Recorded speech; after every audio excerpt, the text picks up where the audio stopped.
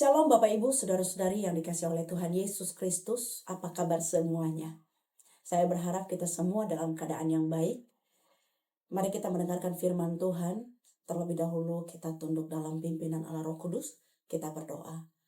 Bapa di dalam surga, kami mengucap syukur Tuhan untuk waktu ini.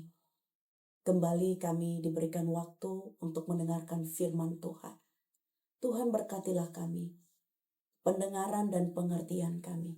Roh Kuduslah yang membantu kami masing-masing agar apa yang kami dengarkan hari ini bekerja dan membantu setiap kami untuk senantiasa hidup di dalam firman Tuhan dalam perjalanan iman kami bersama Tuhan sehari-hari.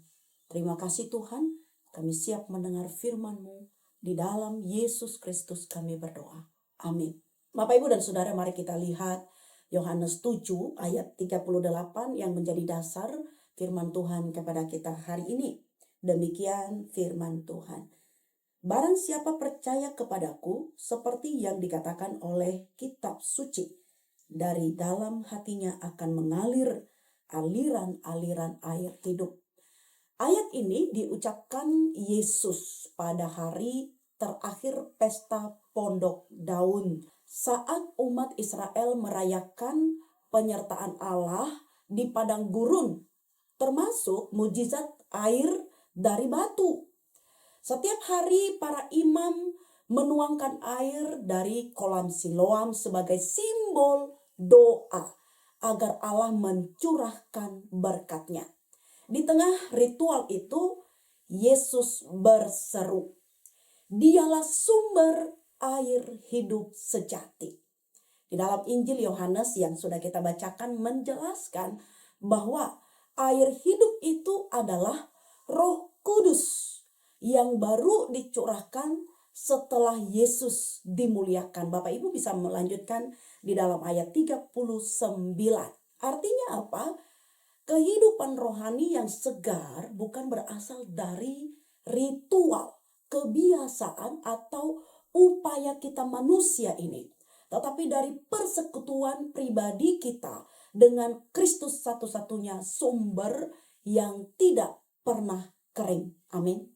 Bapak Ibu dan Saudara, apa yang membuat hari-hari kita benar-benar hidup? Apa yang memberi kita gairah, semangat, dan kesegaran untuk menjalani rutinitas, pelayanan, pekerjaan, bahkan pergumulan sehari-hari kita? Dan apakah itu usaha kita sendiri? Apakah itu pelayanan yang kita lakukan?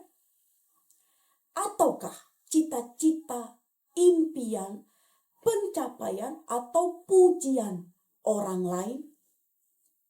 Bapak, Ibu, dan Saudara, tanpa kita sadar, kita sedang terjebak dalam aktivitas yang terlihat rohani, bahkan baik dan mulia.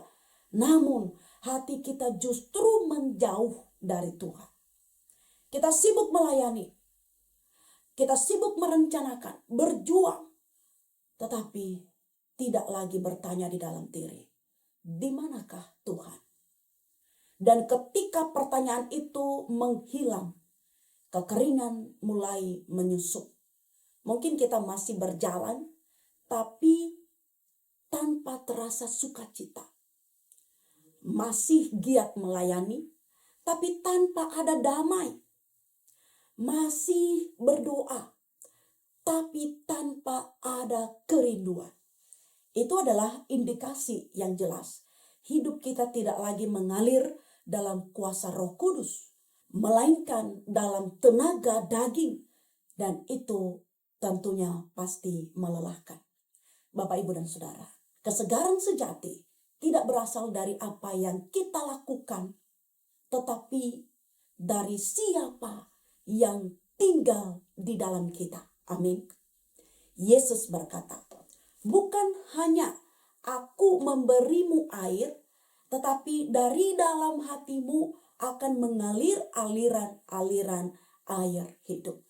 Artinya, kita bukan hanya penerima, tetapi saluran ketika kita tetap melekat kepadanya. Jika kita bergantung pada sesuatu selain daripada Allah, sekalipun itu hal baik, sebagai sumber kekuatan, sukacita atau identitas kita, maka cepat atau lambat kita akan mengalami yang namanya lesu, letih, dan kekeringan rohani. Karena hanya Dia yang memiliki air hidup yang tidak pernah habis. Kesegaran itu pulih ketika kita kembali. Bukan dengan bekerja lebih keras, tetapi dengan datang lebih dekat kepadanya.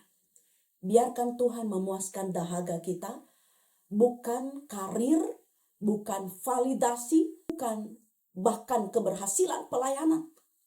Sebab hanya Dia yang sanggup memberi kesegaran yang bertahan sepanjang musim hidup kita. Seperti pohon yang ditanam di tepi aliran air. Ia tidak menjadi layu.